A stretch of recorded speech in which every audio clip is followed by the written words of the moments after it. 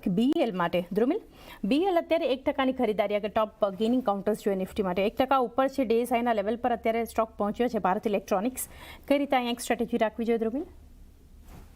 Overall તમે જો સ્ટોકમાં એક time wise correction play out થાય છે.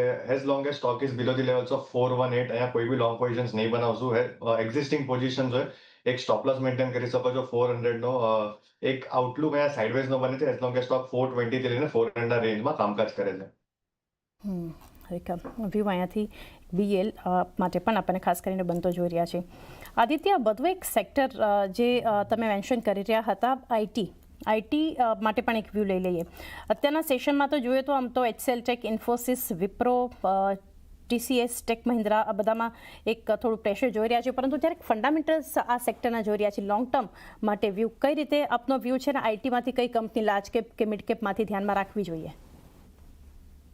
તો આઈટી સેક્ટરનું ડીરેટિંગ લાસ્ટ 2 વર્ષમાં બહુ વધારે થઈ ચૂક્યું છે. આઈટી કંપનીઝનું ફોર્ચ્યુન્સ અનફોર્ચ્યુનેટલી યુએસમાં જે એન્વાયરમેન્ટ છે એના પર ડિપેન્ડ કરશે.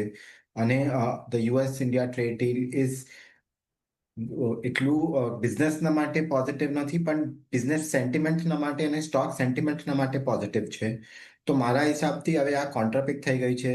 જ્યારે ઇન્ડિયા યુએસ ટ્રેડ ડીલ થઈ જશે તો એન્ટાયર આઈટી સેક્ટરનું સેન્ટિમેન્ટ લિફ્ટ થશે.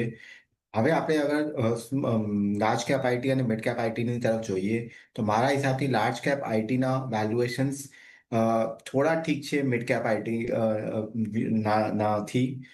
લાર્જ કેપ આઈટીમાં અગર તમે જો ટીસીએસ, ઇન્ફોસિસ અને એચસીએલ ટેક આ ત્રણેય સ્ટોક્સ પર પોઝિટિવ વ્યૂ છે. એચસીએલ ટેક મારા હિસાબથી નંબર 1 પીક રહેશે, પછી ટીસીએસ અને પછી ઇન્ફોસિસ.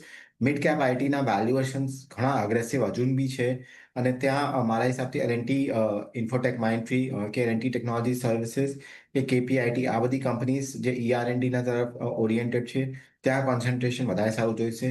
પણ તમે આઈટી સેક્ટરના ઉપર ઇન્વેસ્ટ કરો તો 3 થી 5 વર્ષનો મિનિમમ ટાઈમ હોરાઇઝન લઈને ઇન્વેસ્ટ કરશો તો સારું થશે. શોર્ટર ટર્મમાં IT sector I don't think out perform કરશે માર્કેટ.